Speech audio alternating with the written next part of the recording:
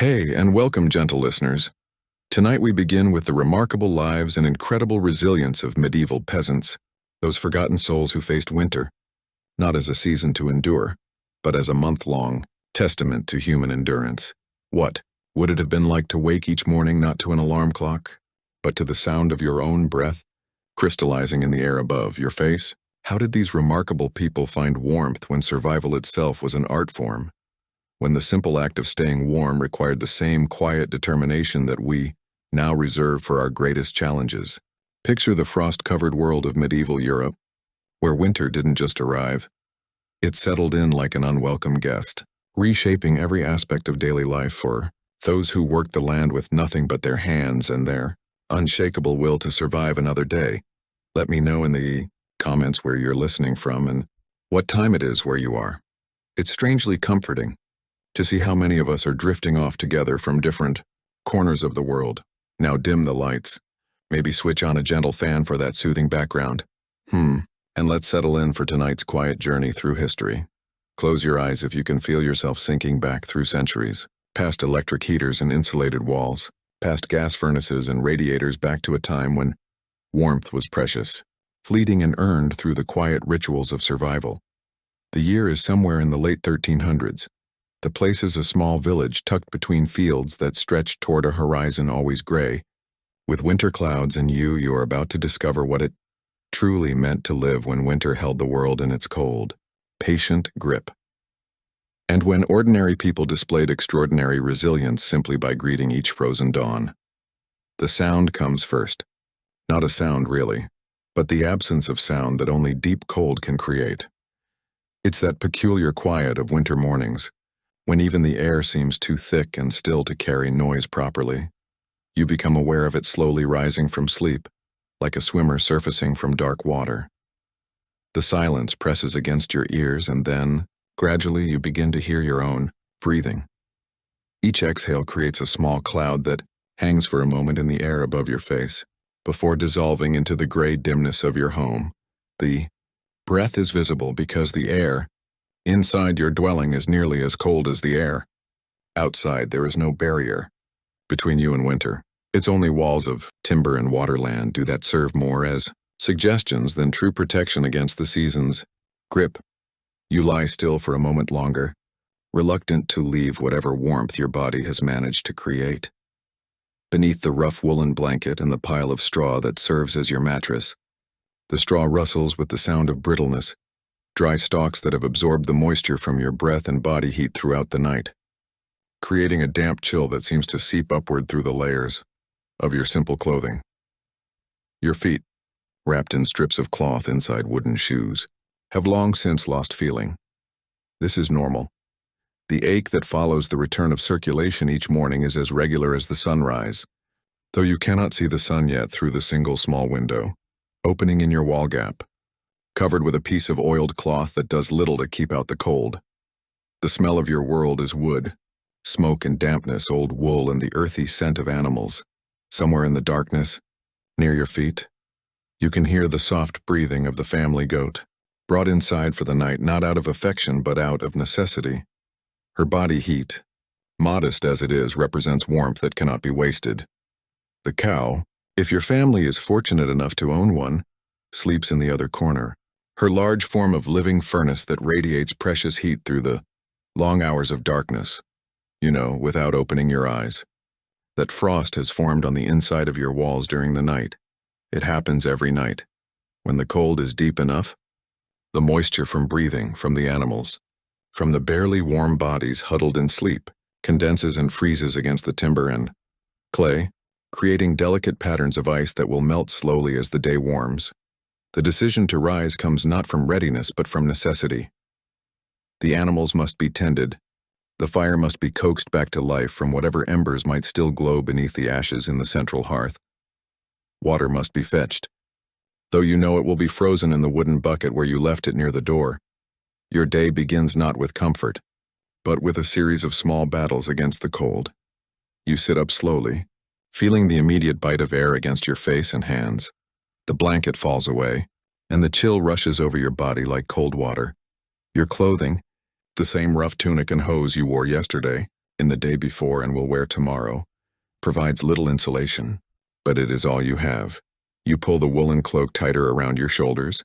Though you know it will do little good once you step outside, the wooden shoes clatter against the packed earth floor. As you stand, the sound seems unnaturally loud in the morning quiet, and you move carefully, trying not to wake the others. Your spouse, your children, perhaps a parent or sibling who still huddle beneath their own thin coverings. Everyone in your family has learned to move quietly in the early morning. Sound carries differently in the cold, and there is an unspoken understanding that rest, whatever small comfort it provides, should not be disturbed without necessity. You approach the hearth at the center of your single room. It is a simple construction, a circular area of stone set into the earth floor, with a hood of clay and timber to direct the smoke upward toward a hole in the roof. Around the hearth, the earth is permanently stained black from years of ash and soot. The stones themselves are blackened too, and warm to the touch from the dying embers that still glow faintly beneath a layer of fine ash. This hearth is the heart of your home. It is cooking, fire, heating source, light and gathering place all in one. It is also, on mornings like this, a source of anxiety. The wood you gathered yesterday wasn't enough. The pile beside the hearth looks smaller in the gray morning light. Each piece of fuel represents hours of work. Walking to the edge of the village to gather fallen branches, cutting and splitting wood with tools that are worn and precious, carrying heavy loads back across fields that are now frozen hard as stone. You kneel beside the hearth and begin the morning ritual of coaxing fire back to life. With a small stick, you carefully stir the ashes, searching for embers that still glow red. There, a small coal no bigger than your thumb, still holding heat from last night's fire. You blow on it gently, adding thin slivers of bark and dry grass, watching for the tiny spark that will become flame. The fire-making is an art that has been passed down through generations. Too much air, too quickly and the ember dies. Too little and it fades away into cold ash. You have been building fire since childhood, and your hands know the work without conscious thought. Still, there is always a moment of uncertainty, a small fear that this morning the fire will not catch, that the cold will have claimed this too. But today the fire responds. A thin wisp of smoke rises from your careful pile of tinder. A small flame appears, yellow and precious. You add slightly larger pieces of wood, building the fire slowly, patiently. The light grows, and with it the first real warmth you have felt since yesterday evening. The goat bleeds softly from her corner, and you know she is hungry. The animal's needs are as urgent as your own. Perhaps more so. A goat that produces no milk, a cow that gives no cheese, a chicken that lays no eggs. These represent not just lost food, but the difference between surviving the winter and not surviving at all. You take up the wooden bucket and approach the door. The bucket is frozen to the ground where you set it last night, and you must work it loose with careful pressure. The water inside is solid ice, cloudy and thick. You will need to break it apart and melt it over the fire before it can be used for anything. The door of your home is simple wood held together with iron straps hung on leather hinges that crack and stiffen in the cold. When you lift the wooden bar that secures it and pull the door open, winter rushes in like a living thing. The air is sharp enough to make your eyes water instantly. Your breath comes in visible puffs that hang in the still air before your face. Outside, the world has been transformed by cold into something almost otherworldly. The fields that, in warmer seasons, show brown earth and green growth now stretch away under a coating of frost so thick it looks like silver cloth. Every blade of grass, every bare branch, every surface that can hold moisture has been painted with delicate crystals of ice that catch what little light filters through the perpetually gray sky. The ground beneath your feet rings like metal when you walk. The earth is frozen to a depth that will not soften until spring arrives in earnest, months away. Your wooden shoes provide little protection against the cold that seeps upward through the soles, and you can feel your feet beginning to numb even in the few moments it takes to walk. From your door to the small shelter where the chickens roost, the chickens have huddled together for warmth, their feathers puffed out to trap what little body heat they can generate. They move reluctantly when you reach into their nesting boxes, searching for eggs. On a good day, you might find 2 or 3. On a morning like this, when the cold has been particularly bitter, you are fortunate to find one, the egg, when you discover it is cold in your palm and not frozen. The warmth of the hen's body has kept it just above the point of freezing. You scatter a handful of grain for the chickens. Grain that you hope will last until spring, but no, probably will not. Every kernel represents careful calculation. Too little and the birds will stop laying entirely. Too much and your family will have nothing to eat when the stores run out entirely. The cow, if your family possesses one, requires different attention. She needs fodder, dried grass and grain that was put aside during the harvest months. In summer, she could graze in the common fields. Now she depends entirely on what was stored away. During the brief months of plenty, you measure out her portion carefully, aware that every handful brings you closer to the day when there will be nothing left to give her. Her breath creates clouds of steam in the cold air, and when you press your face against her warm flank while milking, that is one of the few moments of real comfort your morning provides. The milk comes slowly in the cold, and there is less of it than there was in the warmer months. But what there is represents protein and fat. That could mean the difference between your family's survival and starvation. Back inside, you pour the milk into a wooden bowl and set it near the fire. The cream will separate slowly, and if you are careful, you can churn a small amount of butter, a luxury that provides both nutrition and a brief moment of richness in a diet that consists mainly of thin porridge and whatever preserved food remains in your stores. The water you collected, now partially melted over the fire, goes into the large iron pot that hangs from a hook above the flames. This pot is one of your most valuable possessions, a piece of metalwork that represents more wealth than most people in your village will ever own. Into the pot goes water, a handful of oats or barley, perhaps a small piece of preserved meat, if there is any left, and whatever vegetables remain. From last year's harvest, the result is pottage, thin stew that will sustain you through the day. It is not particularly flavorful. The meat, if there is any, has been preserved with salt until it is more salt than meat. The vegetables are those that store well: turnips, parsnips, onions, and by this point in the winter they have begun to soften and lose their freshness. But it is warm, and it fills your stomach, and it provides the energy needed to make it through another day. As the pottage cooks, sending up steam that adds moisture to the air and a small amount of warmth to the room, other members of your family begin to stir. The children wake first. Children always seem to have reserves of energy that adults have forgotten how to access. They huddle near the fire, pressing as close to the flames as they dare, extending small hands toward the warmth. Your spouse rises more slowly, moving with the careful deliberation of someone whose joints ache from cold and whose body has been worn down by the constant effort of survival. There are no words of greeting. Conversation is a luxury when every breath creates a visible cloud, and speaking means losing precious body heat through your mouth. Instead, there is the quiet efficiency of a family that has learned to work together without discussion. Someone tends the fire, adding wood piece by piece to keep the flame steady. Someone else checks on the animals, ensuring they have what little comfort can be provided. The children, despite their energy, know to stay close to the hearth to move quietly, to avoid wasting the heat that the family has worked so hard to create. Breakfast, when it comes, is a ladle full of the pottage, served in wooden bowls that retain no heat. You eat quickly, not because you are particularly hungry, but because warm food becomes cold food very rapidly in air. This temperature, the meal provides a temporary internal warmth, a brief moment when your body feels less like it is fighting a battle against the cold. But the warmth fades quickly, and soon, you must decide how to spend the precious daylight hours. In summer, this would be a time for field work, for tending crops, for the 100 different tasks that agricultural life requires. In winter, the options are more limited and more desperate. Firewood is always a priority. The small pile beside your hearth will not last through another day and night, and tomorrow will bring the same need for warmth. You take up your axe.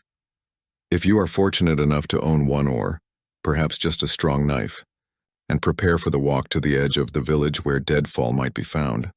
The forest, what remains of it, lies perhaps a half-mile from your home. In summer, this is an easy walk across fields and meadows. In winter, it becomes an expedition. The frozen ground makes every step an effort. Your feet, already numb from cold, begin to ache as you walk across the hard, uneven surface. The forest itself offers mixed blessings. There is wood to be found, branches broken by winter storms, trees that have died and fallen. But there is also competition. Every family in the village has the same need, and the best wood, the driest, the most easily carried, is taken quickly, wet wood that must be dried, before it will burn properly. Large branches that must be cut into smaller pieces, logs that are too green to burn efficiently, but might be split and stored for later use. You work in the forest with the measured pace of someone who understands that energy, like wood, is a finite resource. Every swing of the axe must count. Every step taken to collect fallen branches must be purposeful. The cold makes the work harder. Your hands grow numb inside whatever coverings you can manage, making it difficult to grip tools properly. Your breath comes in sharp puffs that freeze on any facial hair, creating small icicles that must be periodically wiped away. Other villagers work among the trees, each family focused on its own survival. There is little conversation. Cold makes talking painful. Everyone understands that energy spent on words is energy not available for the work of staying alive. Occasionally, two people might cooperate to move a large log or share the work of splitting a particularly difficult piece of wood, but these interactions are brief and purposeful. The return journey to your home is more difficult than the trip out. Now you carry wood as much as you can manage. Without exhausting yourself completely, the load makes you slower, and the extra effort required to transport fuel back to your hearth means that you arrive home more tired, colder, and with less energy remaining for the other tasks that winter survival requires. Back in your home, you stack the wood carefully beside the hearth. Wet wood goes in one pile to be dried slowly by the heat of the fire. Dry wood ready to burn goes in another. Kindling the small pieces that catch flame is left sorted into a separate pile. This organization is not just practical, it is essential. In the dark of a winter night, when the fire has burned low and needs feeding, you cannot afford to spend precious time sorting through the woodpile. By feel. The afternoon brings other tasks. Food preparation occupies much of your time, though there is less food to prepare as winter deepens. What remains in your stores must be carefully managed. A handful of grain that might be made into bread. If you have the ingredients for bread, preserved meat that must be soaked to remove some of the salt that keeps it from spoiling. Vegetables that need to be checked for signs of potency. Spoiled. Food must be removed before it contaminates. The rest of your winter stores. If your family owns animals, the afternoon is also time for their care. The goat needs attention, checking her health, ensuring she has adequate shelter. Managing the small amount of milk she produces. Chickens require checking for eggs, feeding from your dwindling stores of grain, and protection from predators that become bolder as food becomes scarcer. Throughout the winter months, there is also the work of maintenance that cold weather makes necessary. The constant expansion and contraction caused by temperature changes means that gaps appear in walls, that roof coverings shift and allow drafts, that doors fit less tightly in their frames. You spend time pressing clay into cracks in the walls, adjusting the oiled cloth that covers your window opening, checking the thatch or wood shingles that keep rain and snow from entering your living space. These repairs are makeshift at best. You lack the resources for proper construction materials, and even if you possess them, winter is not the time for major building projects. Instead, you make do stuffing gaps with straw, using whatever materials you can find to block drafts, accepting that your home will never be truly warm, but working to make it less cold. As the short winter day begins to fade, the family gathers around the hearth. Again, this is not a choice made for comfort or sociability as simple survival. The fire represents the only source of heat in your world. Staying close to it is the only way to maintain enough body temperature to remain functional. The evening meal is much like the morning meal, pottage, made from whatever ingredients remain available by this point in the winter. Variety has disappeared from your diet. You eat the same basic foods day after day, not from preference, but because these are the foods that store well enough to last through the cold months. Grain, preserved meat, root vegetables, whatever dairy products your animals can provide. These staples must sustain you until spring arrives, and fresh food becomes available again. After the meal, as darkness settles over your village, there is little to do but wait for sleep. There is no artificial light except what the fire provides, and fuel is too precious to waste on illumination that serves no practical purpose. Reading is not an option, even if you possess the skill. Books are luxuries far beyond your means. Entertainment consists of conversation, but even talking requires energy and produces breath that carries away body heat. Instead, your family huddles close to the fire, sharing whatever warmth can be generated by your collective body heat. Children fall asleep first, curled up as close to the flames as safety allows.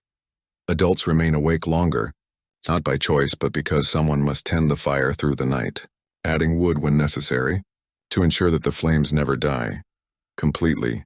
The fire that dies during the night might mean death for the family. Starting a fire from scratch with flint and steel or by trying to borrow coals from a neighbor is possible but difficult and time-consuming. In the coldest weather, the delay might mean the difference between survival and freezing. So someone always stays awake, watching, adding fuel, keeping the flames alive through the long dark hours until morning comes again. You take your turn at fire watching, sitting close to the hearth while the rest of your family sleeps. The flames provide light enough to see their faces, your spouse, your children, perhaps other family members who share your small living space. In the firelight, they look peaceful, though you know that their sleep is not truly restful. Even asleep, their bodies work constantly to generate heat. They will wake tired from the effort of staying warm through the night. The night sounds of winter are different from those of other seasons. There is less noise. Overall, cold seems to muffle sound, and many of the animals that create the familiar noises of warmer months have either died, migrated, or fallen into the deep sleep of hibernation. What sounds do reach you are sharp and clear: the crack of wood in the fire, the occasional creak of your home's timber frame contracting in the cold, the sound of wind moving through bare trees. Occasionally, you hear sounds from other homes in your village: the bang of a door, the going of a cow, the cry of a child waking in the cold.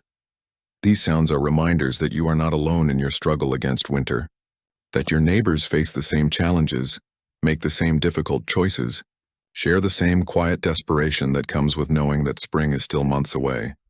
As you sit by the fire, feeding it small pieces of wood to keep the flames steady, you think about the calculations that govern your life. How much food remains in your stores? How much wood have you managed to collect? How many more days can your animals survive on the fodder you have saved for them? These are not abstract concerns. They are the mathematics of survival, and the answers determine whether your family will see spring. Think about the families in your village who have already lost members to the winter.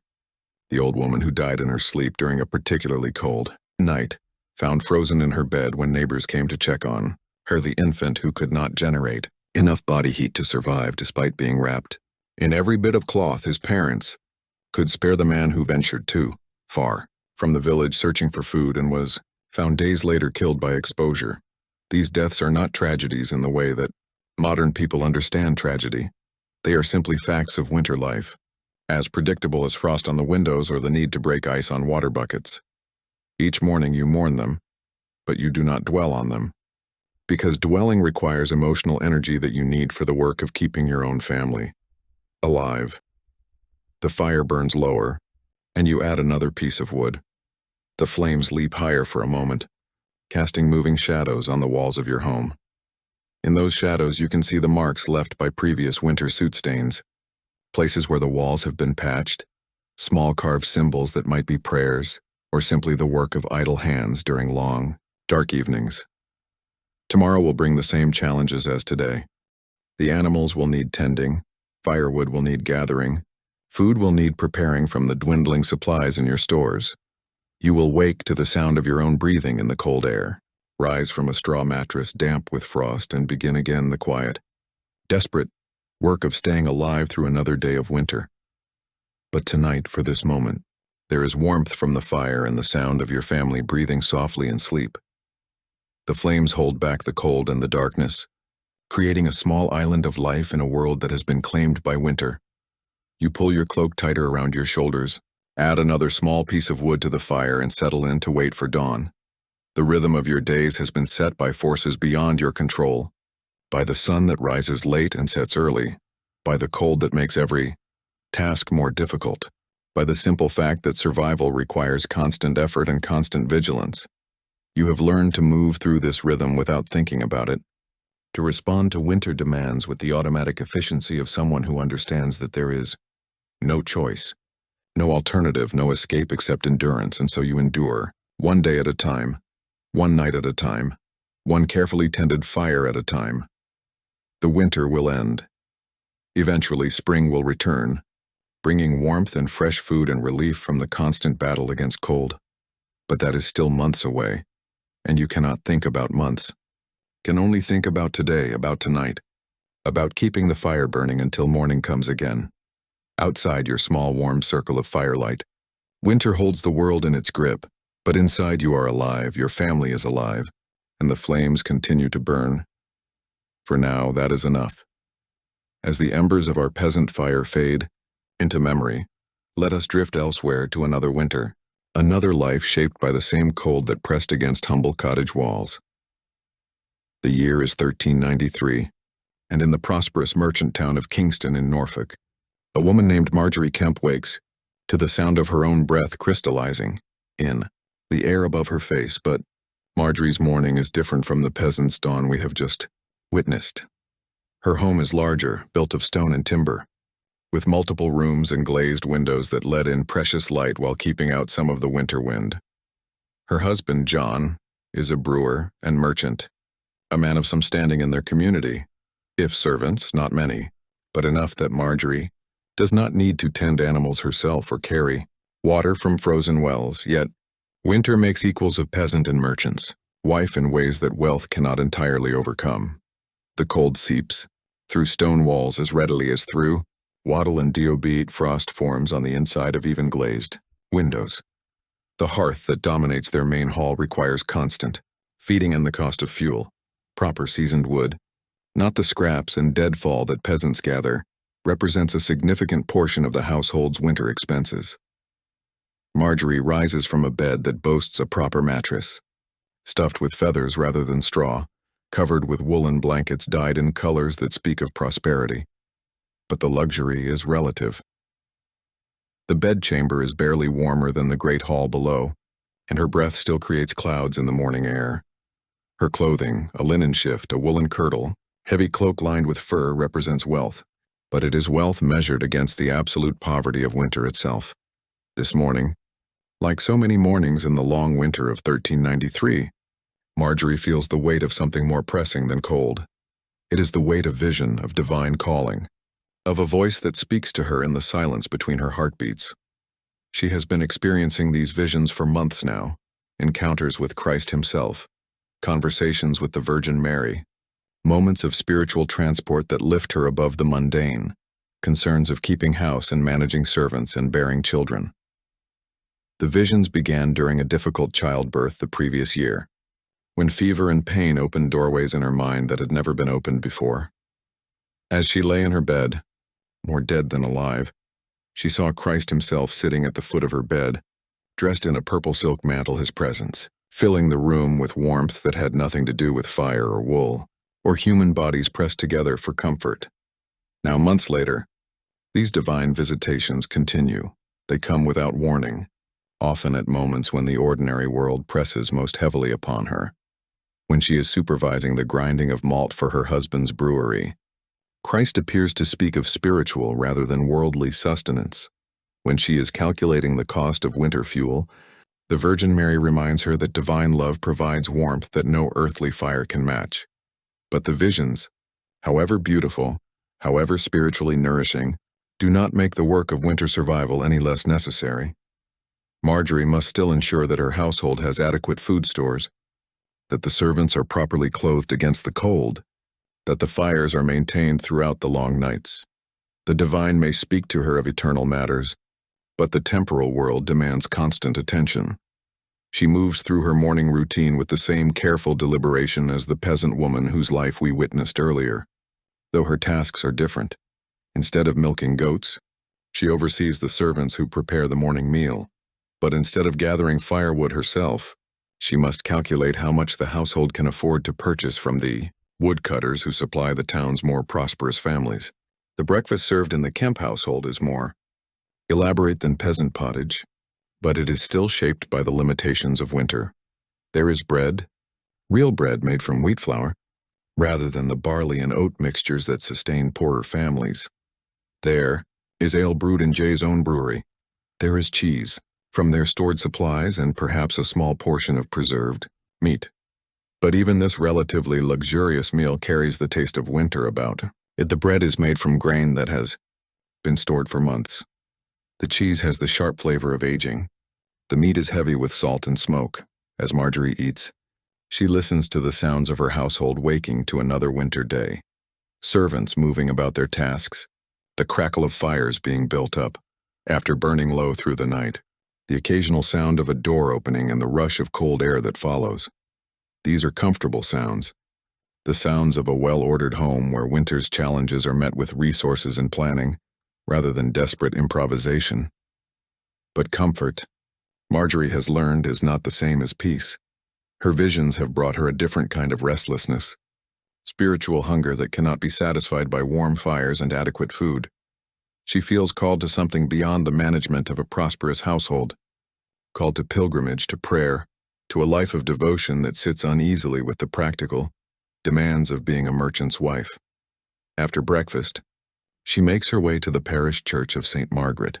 The walk through Kingston streets is a journey from the relative warmth of her home into the full grip of winter. The cobblestones are slick with ice, and her breath creates clouds that hang in the still air before her face. Other townspeople move through the streets with the same careful gait of people navigating treacherous ground. Merchants heading to their shops, servants running errands for their employers, clergy making their way between the towns, several churches. The church itself offers a different kind of warmth from the hearth heat of home. St. Margaret's is built of stone, with thick walls and high ceilings that trap cold air like a bowl holds water, but there is warmth here nonetheless.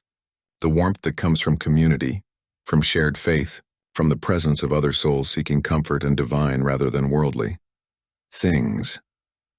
Marjorie kneels before the altar, her knees pressing against stone that holds winter's chill like a sponge holds water. The cold seeps through the fabric of her dress, through her woolen hose into her bones. But she remains motionless, waiting for the voice that has become as familiar to her as her husband snoring, or the sound of servants preparing meals in the kitchen below her bedchamber. Today, the voice comes quickly, cutting through the cold air of the church like a blade of warmth. Christ speaks to her of suffering, of the ways that physical discomfort can purify the soul, of how winter's trials prepare the spirit for spring's resurrection. His words fill her mind with visions of Jerusalem, of Calvary, of places where divine love triumphed over human pain. The vision lasts perhaps an hour, though time moves differently when the divine intersects with the mundane. When it ends, Marjorie finds herself still kneeling on the cold stone, her body stiff with cold, but her spirit burning with the warmth of divine encounter. Other parishioners have come and gone during her prayer, their footsteps echoing in the high stone spaces, their whispered prayers mixing with her own. She rises slowly, feeling the ache in her joints that winter makes familiar to everyone, regardless of their station in life. The walk home takes her again through streets where winter has transformed familiar sights into something strange and otherworldly. The market square, so bustling in warmer months, is nearly empty, except for a few vendors selling preserved foods and fuel.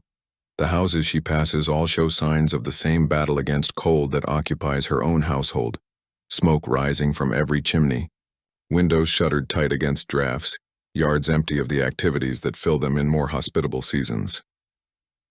Back in her own home, Marjorie finds the servants tending to the work that winter makes necessary. Fires must be maintained in multiple rooms, not for comfort, but to prevent the household's stored goods from freezing. The brewery requires constant attention, that freezes becomes undrinkable, and the family's prosperity depends on maintaining production. Even through the coldest months, she spends the afternoon in tasks that would be familiar to any woman of her time. Regardless of social station, there are accounts to manage, calculating the cost of fuel, food, and other necessities against the household's income. There are servants to supervise, ensuring that work continues efficiently, despite the challenges that cold weather brings to every task. There are children to tend, and John have several, and children require constant attention to keep them warm and occupied during the long hours when outdoor activities are impossible. But even as she moves through these domestic responsibilities, part of Marjorie's attention remains focused on the spiritual realm that has become increasingly real to her. She finds herself pausing in her work to listen for the divine voice, to watch for signs that Christ or his mother might be preparing to speak with her again. The boundary between the practical and the mystical has become fluid in her experience, so that checking the household stores of preserved meat becomes an opportunity for meditation on spiritual nourishment, and calculating the cost of firewood becomes a reflection on the warmth of divine love. The dinner served in the Kemp household is the day's most substantial meal, though even prosperity cannot entirely overcome winter's limitations. There is meat, perhaps a joint of pork or beef that has been preserved since the autumn slaughter. There are vegetables from the household stores, onions, turnips, parsnips, and other roots that keep well through the cold months. There is bread and ale and cheese, and perhaps even some preserved fruit that adds sweetness to a meal, otherwise dominated by the sharp flavors of salt, smoke, and age. The family eats by the light of candles and the glow of the great hall's fire. Conversation is quiet and practical. Discussion of the day's business plans for tomorrow's activities. News from neighbors who have visited during the day. The children, bundled in woolen clothing that makes them look like small round bundles, eat quickly and without complaint. They have learned, as all children of their time learn, that warmth is precious and should not be wasted on unnecessary movement or extended meals after dinner. As darkness settles over King's Lynn like a heavy blanket, the household gathers around the great hall's fireplace. This is not entirely a matter of choice. Fuel is expensive, and it makes economic sense to heat only one room during the evening hours. But it also serves a social function, bringing the family together in a way that the scattered activities of daylight hours do not allow. Marjorie sits with her needlework, mending clothes that have been worn thin by constant use. In warmer months, clothing could be washed and aired regularly, but winter makes such luxury impossible. Instead, garments must be maintained through careful repair, patching, and the occasional addition of extra layers for warmth. Her needle moves through wool and linen with the automatic precision of someone who has been doing such work since childhood, but her mind drifts to the visions that increasingly dominate her inner life. She thinks about the pilgrimage to Jerusalem that Christ has been urging her to undertake. The journey would be expensive, dangerous, and difficult. Under the best of circumstances, in winter it would be nearly impossible, but the divine call grows stronger each day.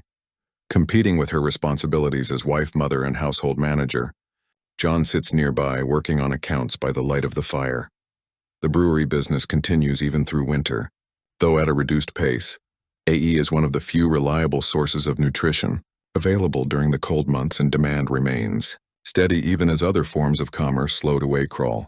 But the costs of winter operation, fuel for the brewing fires, wages for servants who must work in difficult conditions, the expense of maintaining buildings against weather that threatens to damage anything left unprotected, into profits that must sustain the household through the lean months. The children play quiet games near the fire, their voices creating a soft murmur that blends with the crackle of burning wood and the occasional sound of wind moving around the house's eaves. Their games are simple stone games, word games, small diversions that require no equipment and can be played in the limited space around the hearth. They have learned, as children of winter learn, to entertain themselves with imagination rather than elaborate toys or extensive physical activity. Dilate. The evening progresses. Marjorie finds herself drawn again into prayer, though she remains sitting with her family around the fire. The divine presence that has become so familiar to her seems to intensify in the evening hours. When the business of the day gives way to quieter reflection, she prays for her family's continued prosperity, for the health of her children through the remaining winter months, for the success of John's business ventures. But increasingly her prayers turn to more personal matters, to the growing certainty that she is being called to a life of more intensive spiritual devotion, and to the question of how such a calling can be reconciled with the practical responsibilities of her current life. The visions that began during her illness had become more frequent and more demanding, urging her toward pilgrimage, toward a more public expression of her faith, toward a way of life that sits uneasily with the expectations placed on a merchant's wife. The fire burns lower as the evening advances, and one by one, the family members retire to their chambers. The children go first, bundled in layers of clothing that will help them stay warm through the night. John follows after, carefully banking the fire so that it will burn slowly through the dark hours without requiring constant attention. Marjorie remains alone in the great hall, sitting close to the dying fire with her prayers and her visions. This has become her practice, to use the quiet hours between the family's retirement and her own bedtime for intensive prayer and meditation. The house settles around her with the small sounds that winter nights bring. The creak of timber contracting in the cold, the whisper of wind through gaps in the walls, the distant sound of neighbors moving about their own evening routines. Tonight, as she sits in the firelight, Christ appears to her with particular vividness. He speaks of the importance of pilgrimage, of the spiritual growth that comes from leaving comfort behind and seeking Him in the holy places where His earthly life unfolded. The vision is so compelling that she finds herself weeping, not from sadness, from the overwhelming intensity of divine love that seems to fill the cold room with warmth more penetrating than any fire could provide. Vision fades gradually, leaving her alone again with the dying fire in the winter night, but its message remains clear. She is being called to something beyond the comfortable life of a prosperous merchant's wife. The pilgrimage to Jerusalem that has haunted her prayers for months is not merely a pious wish. It is a divine command that she will eventually have to obey, regardless of the practical difficulties it will create. She rises from her chair beside the fire and makes her way through the dark house to her bedchamber. The stone floors are cold beneath her feet, and the corridors that connect the house's rooms seem to trap winter air, like pools hold water. But she moves through the familiar spaces with the confidence of someone who has learned to navigate by touch and memory rather than sight. In her bedchamber, John sleeps soundly, his breathing creating small clouds that are visible in the faint light that filters through the shuttered windows. She undresses quickly, removing the layers of woolen clothing that have protected her from the day's cold, and slips beneath blankets that provide warmth, without true comfort. The linen sheets are cold against her skin, and she curls into a position that conserves body heat while she waits for sleep. But sleep comes slowly on this winter night, as it does on many winter nights. Her mind remains occupied with the vision she has just experienced, with the growing certainty that her life is about to change in ways that she cannot yet fully imagine. The comfortable routine of household management, John's business ventures of raising children, and the security of a prosperous home, all of this may soon give way to something more uncertain but spiritually necessary. Outside her window, winter holds Kingston in the same grip that constrains peasant villages and noble castles alike. The cold makes no distinction between merchant and laborer, between the pious and the worldly. But inside the bedchamber, warmed by John's sleeping presence and wrapped in wool blankets that represent the family's prosperity, Marjorie drifts towards sleep with her heart full of visions that promise to carry her far beyond the comfortable boundaries of her current life. Tomorrow will bring another day of winter survival, another round of household tasks and business concerns and domestic responsibilities. But it will also bring another opportunity for prayer, another chance for divine visitation, another step toward the pilgrimage that increasingly dominates her spiritual imagination. The visions that have transformed Marjorie's inner life spring from the same human need for warmth and comfort that drives the peasant to tend his fire through the night and the noble to wrap himself in fur-lined robes. But where others seek warmth in earthly things, Marjorie has found a source of heat that burns regardless of season, the fire of divine love that promises to sustain her through whatever cold trials may lie ahead. Sleep finally claims her. She dreams not of Jerusalem's holy sites or the hardships of pilgrimage, but of simpler things, of fires that never die, of rooms that hold warmth like cups, hold water, of divine presence that makes winter itself into a season of spiritual spring. In her dreams, the cold that grips the world outside becomes merely the background against which divine warmth shines more brightly, and she sleeps peacefully in the knowledge that some forms of comfort transcend even winter's power to chill the human heart. Let us drift now from the warmth of individual lives into something deeper, more mysterious, into the archaeological whispers that speak to us across centuries of winter nights. Picture yourself, not in any particular time or place, but in the space between knowing and wondering, where fragments of the past emerge from earth and stone too. Tell us stories we can only partially understand. In a field outside what was once a prosperous village in medieval Yorkshire, archaeologists in the 1970s made a discovery that seemed at first unremarkable. They found the remains of a peasant dwelling, its outline marked by post holes and stone foundations, its history written in layers of ash and debris that had accumulated over decades of habitation. But as they carefully excavated the site, sifting through centuries of accumulated earth, they began to uncover details that painted a remarkably intimate picture of how people lived through winter's grip. The central hearth, of course, was easy to identify by a circle of fire, blackened stone surrounded by layers of ash so deep they spoke of countless nights, when flames provided the only barrier between human life and winter's killing cold. Around this hearth, they found something unexpected, a series of raised platforms built into the walls of the dwelling, each about the length and width of a human body, each positioned to capture and hold the heat that radiated from the central fire.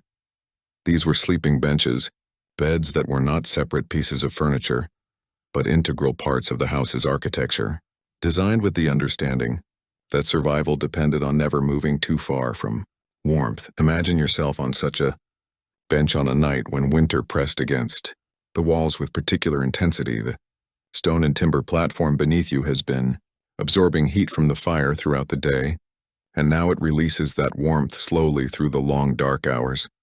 You lie on straw and rough blankets, but beneath them is stone that holds the day's fire like a memory dating comfort upward into your body through the night. The sleeping bench is more than furniture. It is a technology of survival. A piece of engineering is essential, as the hearth itself. Its placement in the room is calculated to capture the maximum benefit from the fire's heat while remaining at a safe distance from the flames. Its construction uses materials that retain and slowly release thermal energy, turning the human bed into a kind of thermal battery that stores warmth for the hours when the fire burns low. But the sleeping benches found in that Yorkshire excavation held secrets beyond their practical function, carved into the stone surfaces worn smooth by centuries of bodies seeking warmth. The archaeologists found marks that defied easy explanation.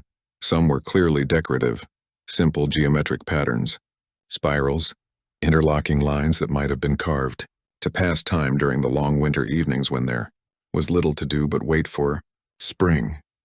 Others were more puzzling. There were marks that might have been religious symbols, crosses certainly, but also older signs that spoke of beliefs that existed alongside Christianity rather than being replaced by it. Small carved hollows that might have held offerings of food or drink, or oil that could be lit to provide additional warmth and light. Scratches that formed patterns too, regular to be accidental but too abstract to be sold. Interpreted. Were these marks spiritual in nature? Prayers carved in stone by people who understood that their survival depended on forces beyond their control? Were they practical marks to indicate which bench belonged to which family member? Or records of some kind, or simple decoration to make harsh living spaces more human? Were they magical attempts to bind good fortune to the sleeping place, or to ward off the evil influences that winter nights were thought to bring?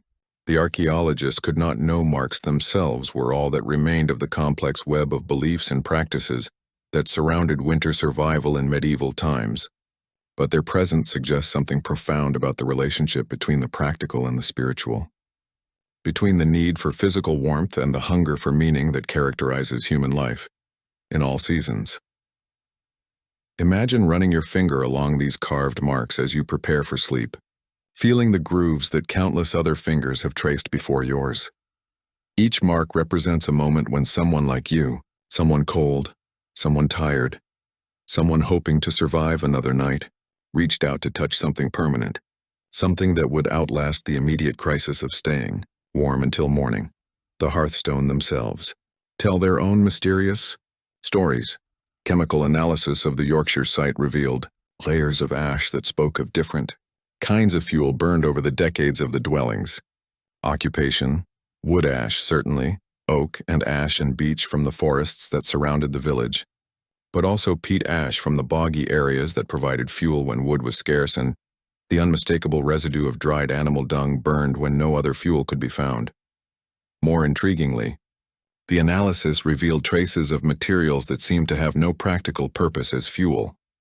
Aromatic herbs that would have provided pleasant scents when burned, rosemary, perhaps, or lavender, or other plants whose fragrance might have made the close, smoky air of the winter dwelling more bearable. These were luxuries that poor peasants could ill afford. Yet, they appear in the archaeological record with enough frequency to suggest that even the poorest families found ways to add small comforts to their harsh existence. Were these herbs burned for purely practical reasons to mask the smells of unwashed bodies, cooking food and animal presence that made winter dwellings places of concentrated odors? Or did they serve ritual purposes, part of the complex web of beliefs and practices that helped people make sense of their struggle against winter's power? In other excavations across medieval Europe, archaeologists have found similar traces of mystery embedded in the practical realities of winter survival. Near hearth sites, they discover caches of small objects that seem to have been deliberately buried or hidden. Coins, jewelry, small carved figures, collections of stones or shells, or other natural objects that have no obvious utilitarian purpose. Some of these may be simple hoards, valuable items hidden for safekeeping during times of uncertainty, but others suggest something more complex: the placement of objects near hearths, the careful burial of items that have no obvious monetary value, the arrangement of natural objects in patterns that seem too deliberate to be accidental. All this points to belief systems that treated the hearth as more than just a source of heat and light. Perhaps the hearth was understood as a kind of sacred space, the point where the human world intersected with forces beyond human control. Fire, after all, was a mysterious thing to people who did not understand combustion. In scientific terms, it consumed fuel and gave warmth and light in return, but it was also unpredictable, dangerous, capable of destroying as well as sustaining life. The maintenance of fire required constant attention and skill, but it also seemed to depend on intangibles: luck, divine favor, the proper observance of customs and rituals that might influence whether flames would catch easily or die unexpectedly. In such a context, makes sense that the hearth would become a focus for practices intended to ensure good fortune, to ward off malevolent influences, to maintain the proper relationship between human needs and cosmic forces. Imagine yourself sitting by your fire on a particularly cold night, adding not just wood to the flames but also a small offering, perhaps a crust of bread, that represents food shared with unseen powers, or a few drops of precious ale poured onto the stones as an acknowledgement that survival depends on more than human effort alone. The fire hisses and crackles as it consumes your offering, and for a moment the flames seem to burn with a different quality of light, warmer and more protective than simple combustion can explain.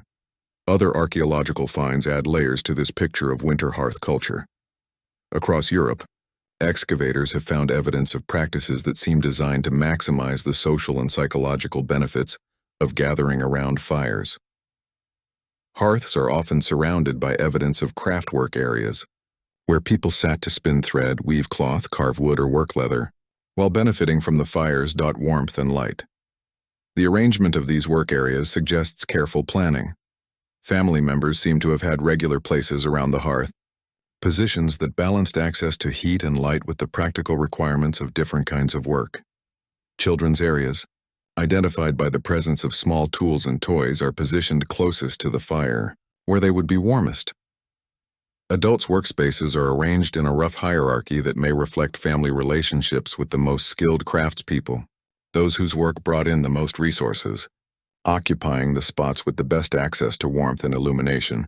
This careful organization of hearth space speaks to the complex social dynamics that winter created, when families were forced to spend months in proximity, with little privacy and constant stress from cold and hunger.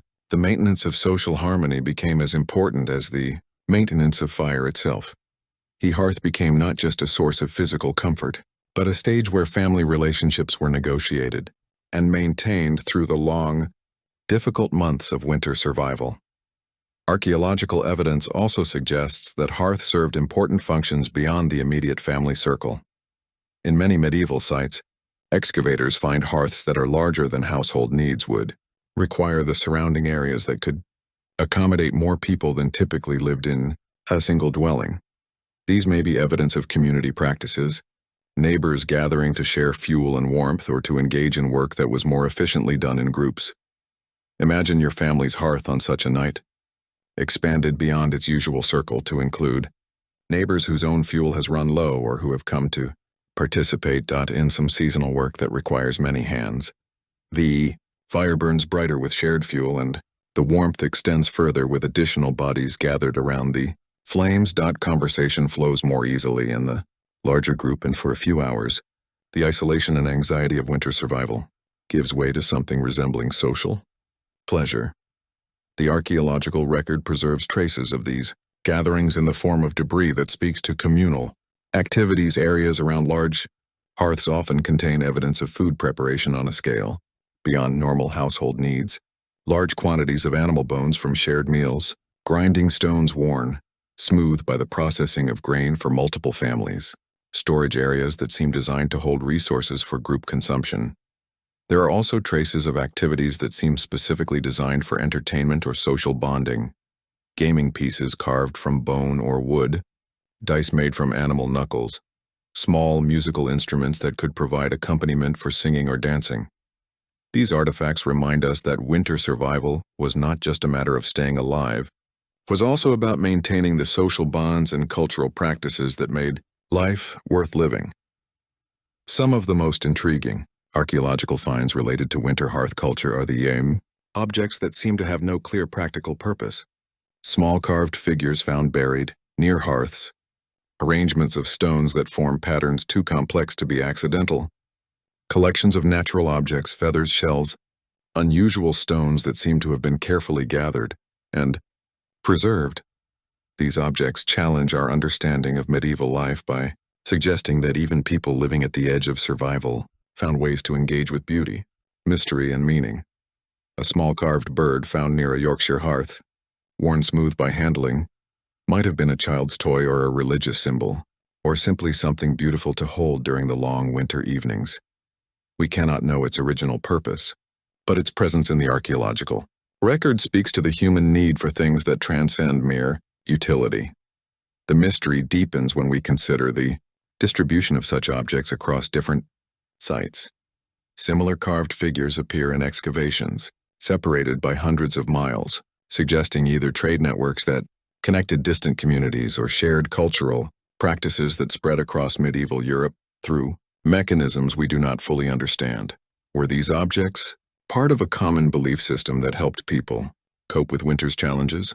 Did they represent shared symbols that carried meaning from community to community, creating connections between people who might never meet, but who faced similar struggles? Or are the similarities simply coincidences, the result of human minds responding to similar challenges in similar ways? The archaeologists who study these sites can offer theories, but they cannot provide definitive answers.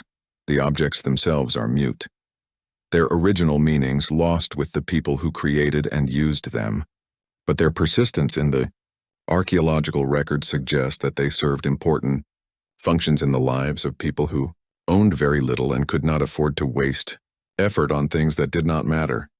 Perhaps the most mysterious aspect of medieval winter hearth culture is revealed in the chemical analysis of hearthstones themselves.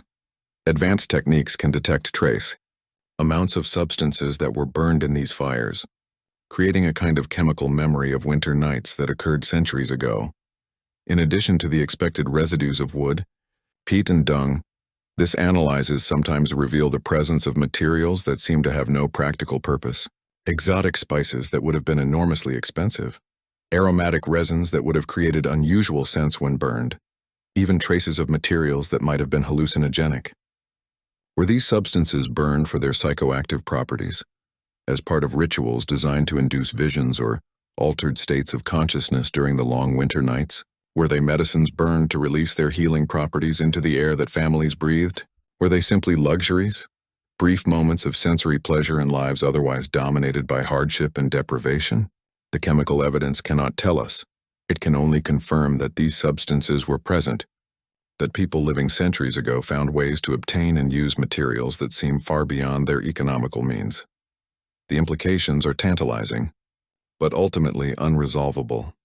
Another mystery embedded in the practical realities of winter survival.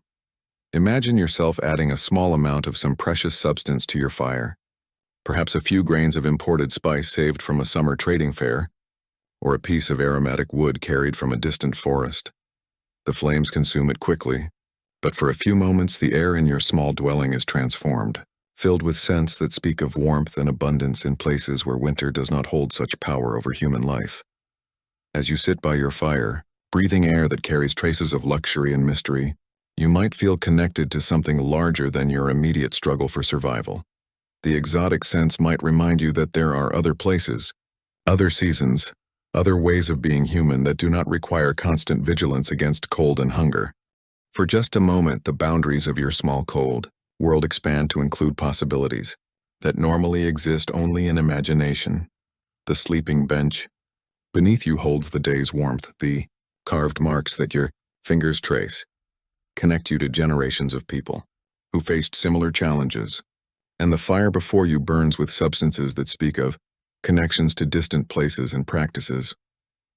At this moment, surrounded by mystery and sustained by tradition, you understand that winter survival is not just about staying alive.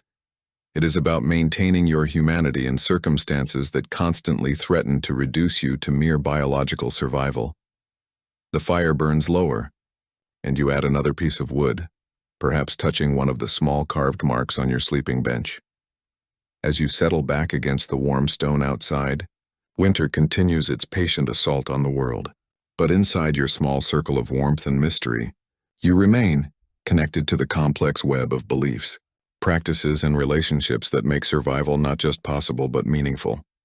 Tomorrow will bring new challenges, new needs for fuel and food, and the thousand small tasks that winter survival requires. But tonight, surrounded by the traces of those who came before and the mysteries they left behind, you rest in the knowledge that human life has always found ways to create meaning, even in the face of circumstances that seem designed to crush all meaning from existence.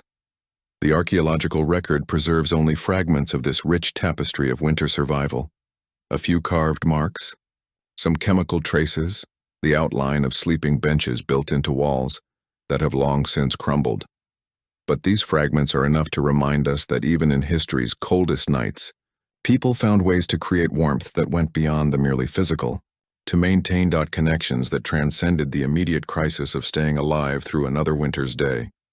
From the mysteries carved in peasant stone, let us drift upward through the social order, to places where winter's grip was softened but never entirely loosened, by wealth, privilege, and the complex machinery of medieval power.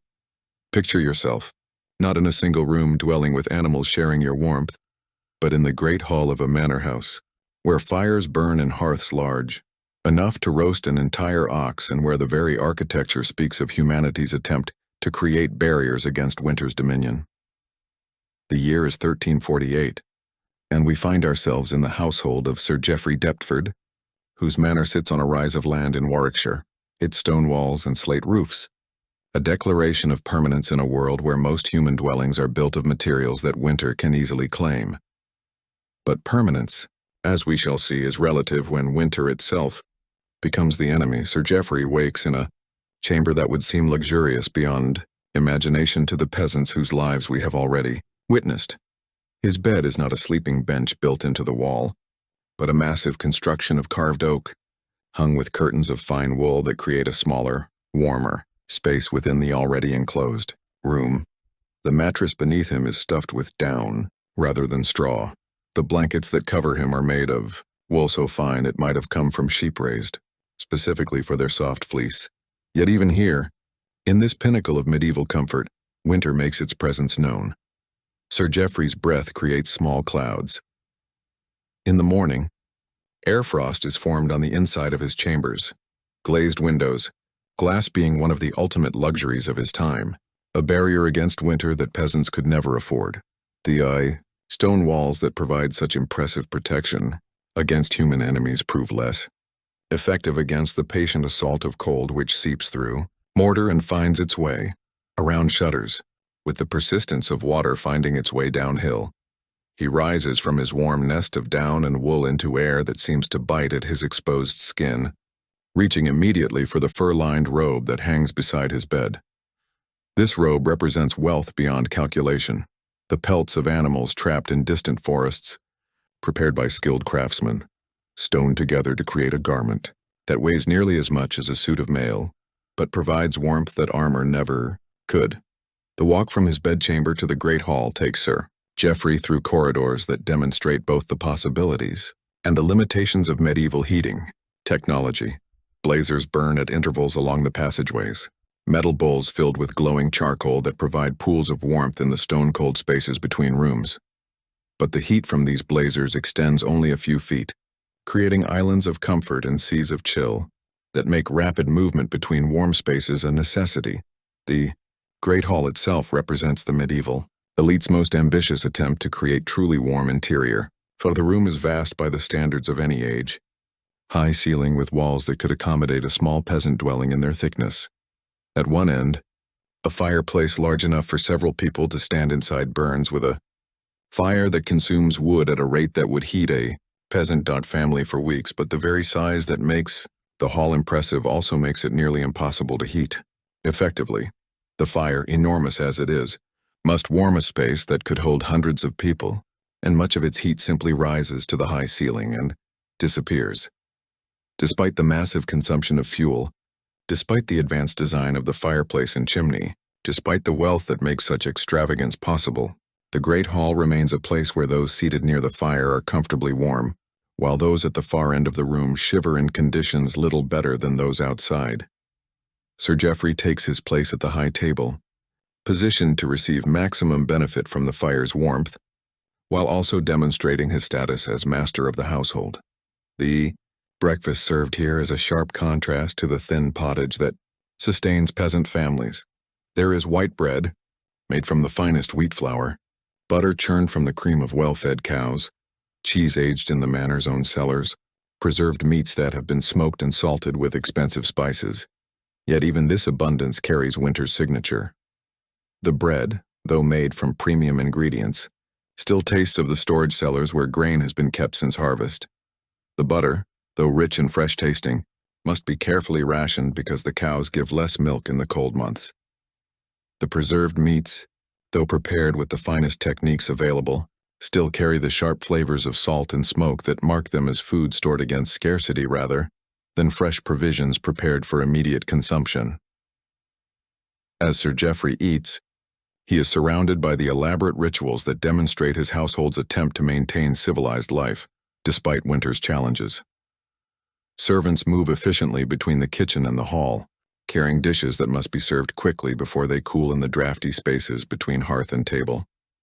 Musicians play softly from a gallery above the main floor, their instruments requiring constant attention because wooden instruments crack in the dry air created by the great fire, and because fingers numbed by cold cannot move with their usual dexterity. The very presence of these musicians, these servants, these elaborate rituals of service, presents a form of defiance against winter's power to reduce human life to its most basic elements, where peasants must focus entirely on survival. The wealthy can afford to maintain the complex social structures that mark the difference between existing and living well, but the maintenance of such structures requires constant effort and enormous resources. Sir Geoffrey spends a significant portion of his morning reviewing accounts with his steward, calculating the cost of the fuel needed to maintain fires throughout the manor, the expense of feeding servants and animals through the winter months. The careful allocation of stored food supplies that must last until spring provides fresh alternatives. The numbers are sobering. even for a household of considerable wealth. The amount of wood consumed by the manor's fires in a single winter day would provide fuel for a peasant family for a month. The cost of maintaining the glass windows that provide light while keeping out wind represents more money than most people will see in their entire lives. The servants required to tend fires, prepare meals, and maintain the complex systems that make comfortable winter life possible consume food and wages that dwarf the resources available to ordinary families. Yet even these enormous expenditures cannot entirely overcome winter's dominion. As Sir Geoffrey moves through his manor during the morning hours, inspecting the various activities that keep his household functioning, he encounters the same fundamental challenges that face people of every social level. Pipes freeze, despite being insulated with straw and cloth. Stored food shows signs of spoilage. Despite careful preservation techniques, servants fall ill from the constant exposure to cold that their duties require. In the manor's chapel, Sir Geoffrey joins his household for morning prayers, kneeling on stone floors that seem to draw heat from his body through the thick wool of his hose. The chapel is unheated, except for a small brazier near the altar, and the priest's voice echoes strangely in air so cold that each word creates a visible puff of breath. The prayers offered here include specific requests for protection against winter's dangers, for the preservation of stored food supplies, for the health of animals and servants, for the successful navigation of the months that remain before spring's return. These prayers reflect a worldview in which winter is understood not merely as a season, but as a force of cosmic significance, a test of human endurance that reveals the fragility of civilization itself. Even the wealthy, even those with resources to maintain elaborate defenses against cold and hunger, understand that their comfort depends on forces beyond their control, on the weather, patterns that determine whether stored fuel will be adequate, on the health of animals that provide food and warmth, on the complex network of trade and production that makes luxury possible. After morning prayers, Sir Geoffrey makes his way to the manor solar, a smaller, more intimate room that serves as his private study and sitting room.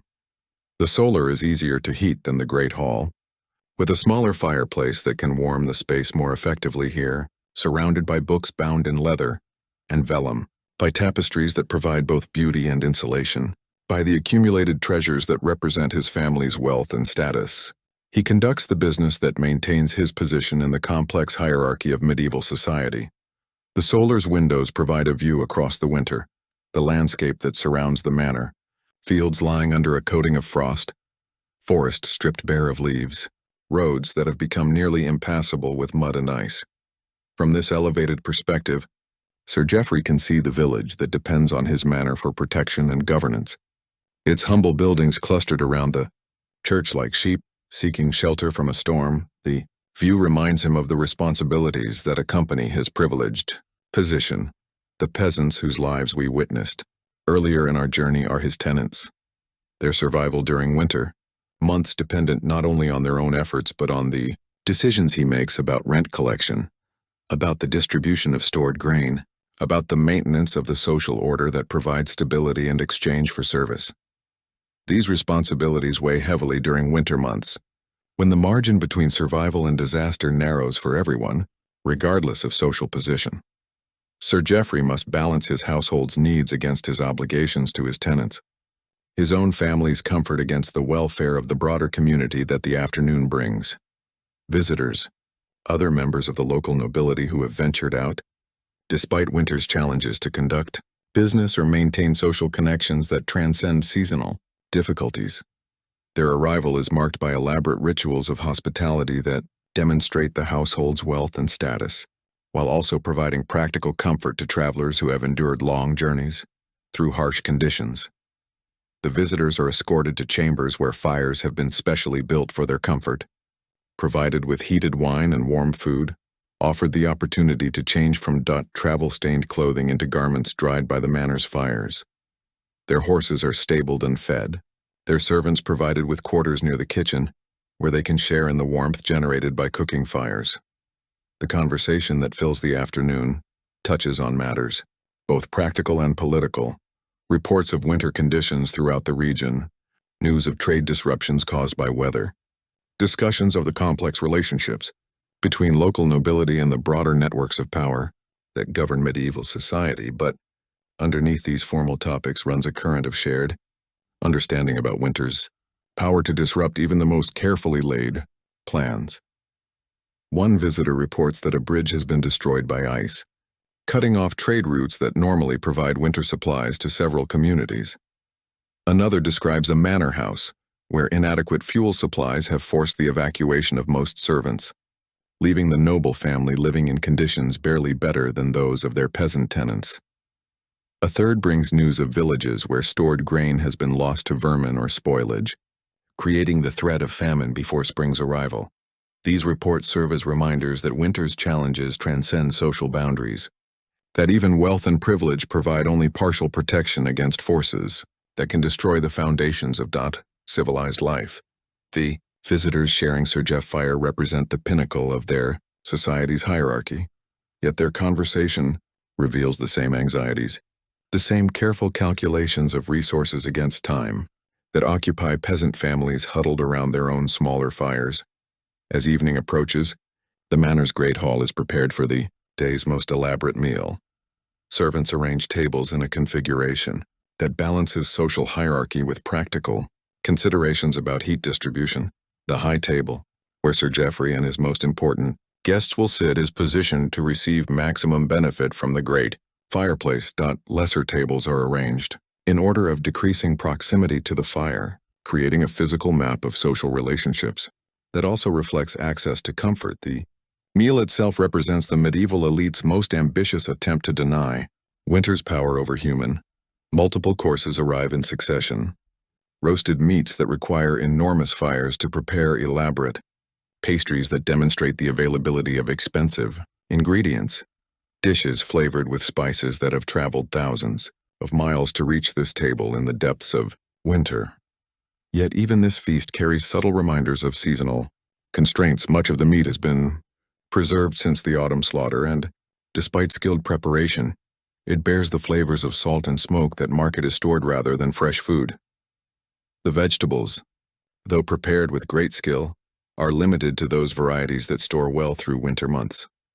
The spices, though precious and exotic, are used partly to mask the tastes of preservation that no amount of wealth can entirely eliminate. The dining itself requires elaborate coordination to ensure that food remains warm. During its journey from kitchen fires to dining tables, servants move in carefully orchestrated patterns, carrying dishes that must be served immediately before they cool.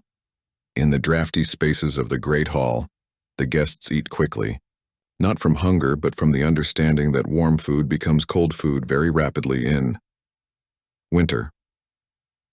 Air entertainment follows the meal, musicians performing songs that speak of spring and summer, of warmth and abundance of seasons, when the natural world supports rather than threatens human life. The music serves as more than mere amusement.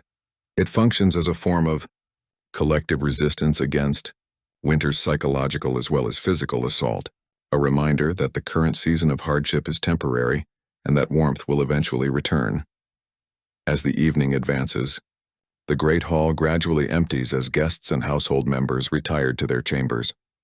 The process is carefully managed to conserve heat. Fires are banked rather than extinguished.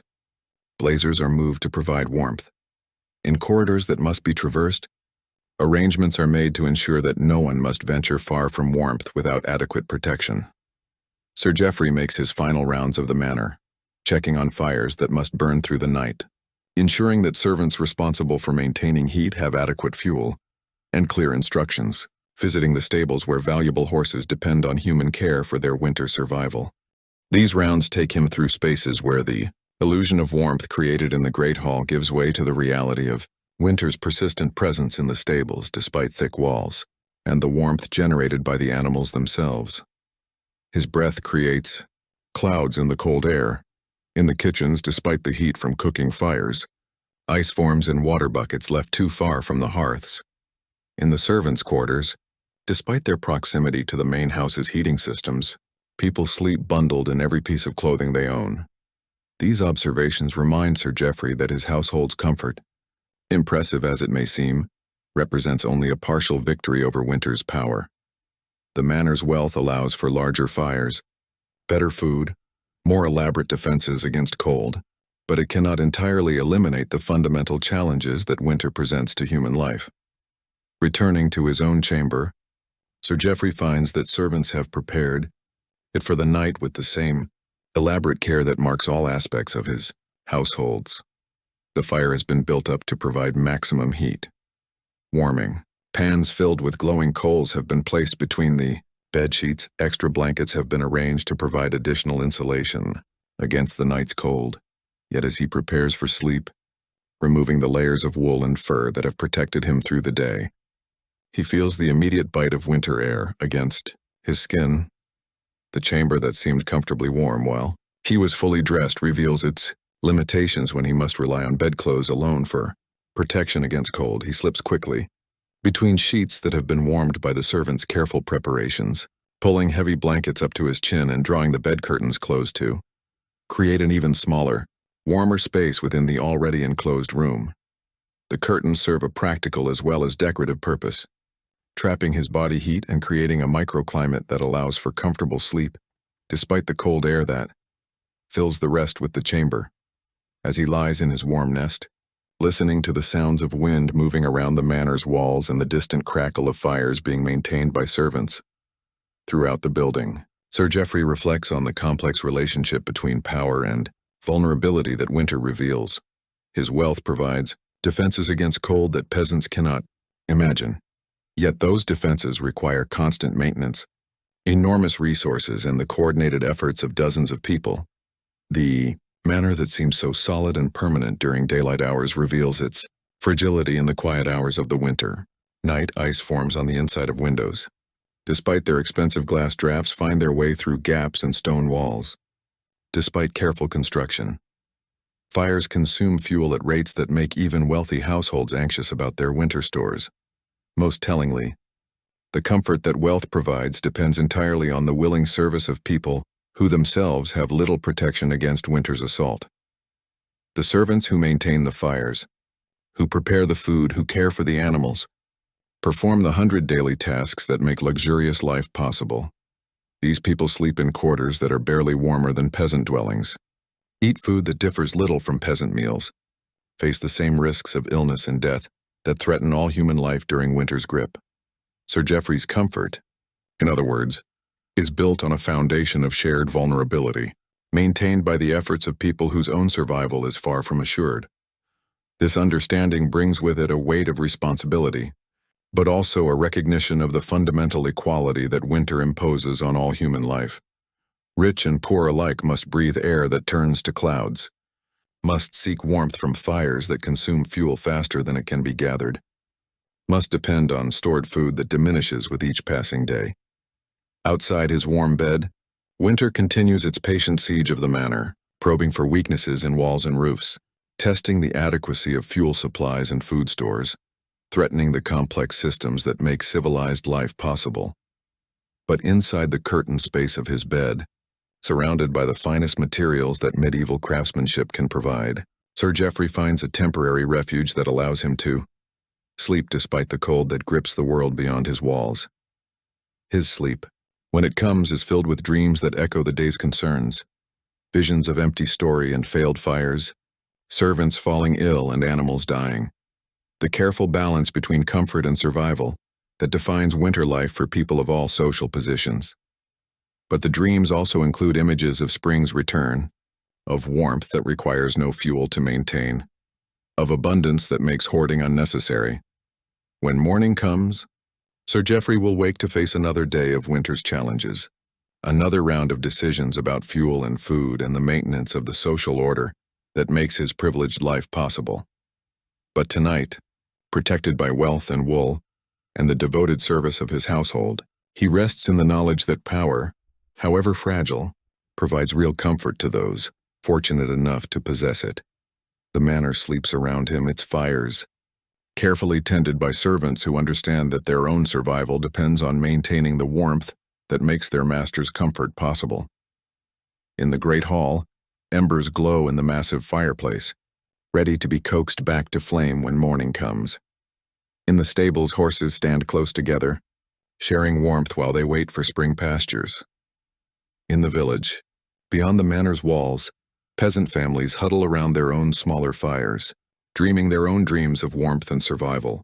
All of them, noble and peasant, master and servant, human and animal, share the same fundamental relationship with winter, the same dependence on fire and food and shelter for their continued existence. The differences in their circumstances are real and significant, but they are differences of degree rather than kind. Winter makes philosophers of them all, teaching the same lessons about vulnerability and endurance, about the value of warmth and the preciousness of life, about the thin margins, that separate comfort from catastrophe, in a world where cold can kill and darkness can last for months. And so our gentle journey through history's coldest nights draws to its close, like embers settling into ash, like breath dissolving in winter air, like the quiet moment when sleep finally claims the restless mind. We have walked together through centuries of human endurance, felt the bite of air that turned breath to crystal, shared the precious warmth of fires that held back, darkness and death with equal determination. Think for a moment about the distance we have traveled, not in miles but in understanding. We began in the single room of a peasant dwelling, where survival was measured in handfuls of grain and pieces of firewood, where each day's continuation was a small victory against forces that seemed designed to crush human life back into the earth from which it came. We felt the weight of wooden shoes on frozen ground, tasted the thin pottage that sustained families through months when fresh food was only a memory, understood the quiet desperation that came with knowing that spring was still countless sunrises. Away from that humble hearth, we drifted into the more comfortable but no less challenging world of Marjorie Kemp, where prosperity provided better walls and warmer clothing but could not silence the deeper hungers of the human spirit.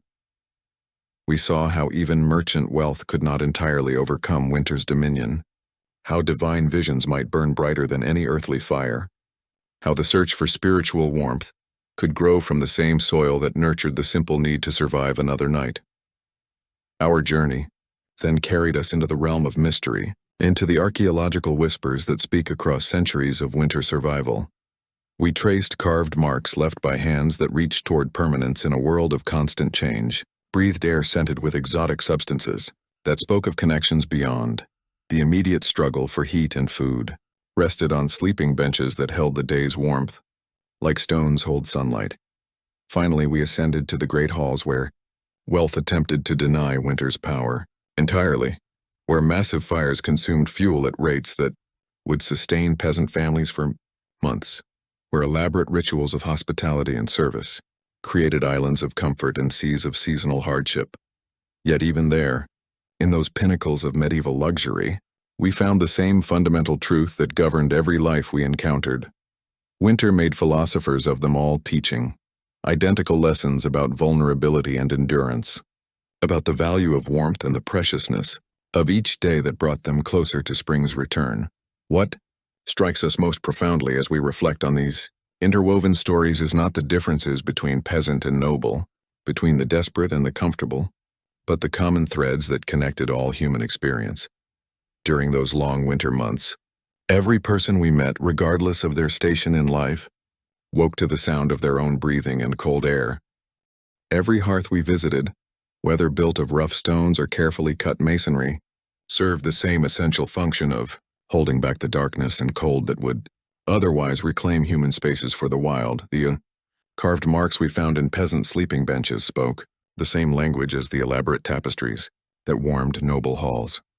Both were attempts to create meaning and beauty in circumstances that constantly threatened to reduce life to its most basic elements, the thin pottage that sustained farming families, and the elaborate feasts that graced high tables were different expressions of the same fundamental need to transform raw survival into something resembling civilization. Even the distinctions between practical and spiritual, between survival and meaning-making dissolve when we consider the full scope of winter's impact on medieval life. The peasant who carved protective symbols near his hearth and the noble who maintained elaborate chapels were both acknowledging that human life depends on forces beyond human control, that the successful navigation of winter's challenges required attention to mysteries and mundane tasks. The archaeological evidence we explored, those traces of exotic substances burned in humble hearths, those carefully arranged collections of seemingly useless objects, those sleeping benches positioned with mathematical precision to capture maximum warmth, reminds us that even people living at the edge of survival found ways to engage with beauty, mystery, and transcendence. The human spirit, it seems, requires more than mere survival, even when survival itself demands constant vigilance and effort. As we consider the lives we have witnessed, we begin to understand that winter served as more than just a season to be endured. It functioned as a great equalizer, a teacher, a revealed of fundamental truths about the human condition that more comfortable seasons might allow us to ignore. In the face of cold that could kill and darkness that could last for months, the usual hierarchies and distinctions that governed medieval society revealed their ultimate fragility. The noble in his fur-lined robe and the peasant in his rough woolen cloak both needed fire to survive the night, the merchant's wife with her glazed windows and the farmer's daughter with her oiled cloth. Covering both watched their breath turn to clouds. In the morning air, the elaborate feast and the simple meal of preserved turnips both represented the same fundamental victory. Another day of successfully transforming stored resources into the energy needed to continue living. But perhaps the most moving aspect of our journey has been the recognition of how much human warmth, literal and metaphorical, depended on cooperation, sharing, and the maintenance of social bonds that transcended individual survival. The peasant family that brought their goat inside for the night understood that survival was a collective enterprise. The neighbors who gathered around community hearths to share fuel and work in conversation were practicing a form of mutual aid that made individual endurance possible. Sir Geoffrey Manor, for all its impressive displays of wealth and power, functioned only because dozens of people willingly performed the tasks that maintained warmth and comfort for the household. The servants who tended fires through the night, who prepared food in cold kitchens, cared for animals in unheated stables. Their labor was what transformed wealth into actual warmth, potential into realized comfort. Even Marjorie Kemp's spiritual visions, seemingly the most individual and private of all the experiences we encountered, connected her to broader networks of meaning and community. Her divine encounters grew from traditions of mystical experience that linked her to others across time and space who had found similar warmth in spiritual rather than purely material sources. The mysteries we explored, those carved marks, those exotic substances, those carefully preserved collections of beautiful objects, suggest forms of sharing and connection that transcended the immediate household or community. The similarity of symbols across vast distances, the presence of expensive materials in humble dwellings, the persistence of practices that seem to serve no practical purpose, all point to networks of cultural exchange that continue to function even when winter made travel difficult and dangerous. As we prepare to let sleep claim us, as we settle into beds that would seem impossibly luxurious to any of the people whose lives we have shared, it's worth reflecting on how much we take for granted that they would have considered miraculous. The simple act of adjusting a thermostat represents power over winter that medieval people could scarcely imagine. Our heated homes, our abundant food supplies, our electric lights that banished darkness at the touch of a switch, all of these represent victories over the forces that made winter such a formidable opponent for our ancestors. Yet their struggles were not in vain, and their victories were not meaningless, simply because they were temporary. Every fire they maintained through a winter night was an act of defiance against the forces that would reduce human life to mere biological survival. Every meal they shared, however simple, was a celebration of community and continuity. Every mark they carved, every symbol they preserved, every moment of beauty they created in the midst of hardship was a declaration that human life means more than just staying alive. The warmth they created in their hearths, in their communities, in their spiritual practices, in their simple determination to continue existing despite overwhelming challenges, continues to reach us across the centuries. When we read about their lives, when we try to understand their struggles, when we recognize our connection to their fundamental human experiences, we become part of the same project of meaning-making that sustained them through their darkest seasons, their winter nights. With all their hardship and uncertainty, also contained moments of profound peace. The quiet satisfaction of a fire burning steadily, the comfort of family members breathing softly in sleep, the simple pleasure of warmth after cold, of rest after labor, of another day successfully navigated in the long journey toward spring. These moments of peace are what we carry with us as we drift towards sleep, what we share across the centuries with people who face challenges we can barely imagine, yet found ways not merely to survive but to remain fully human in the face of circumstances that threaten to strip away everything except the bare necessities of existence. Their breathing, which turned to clouds in the cold air of their simple dwellings, mingles now with our own breath as we settle into beds warmed by technologies they could not have conceived. Their dreams of springs return echo in our own dreams as we let consciousness fade into the quiet. Darkness that connects all, sleepers across all seasons, the fires they tended so carefully through countless winter.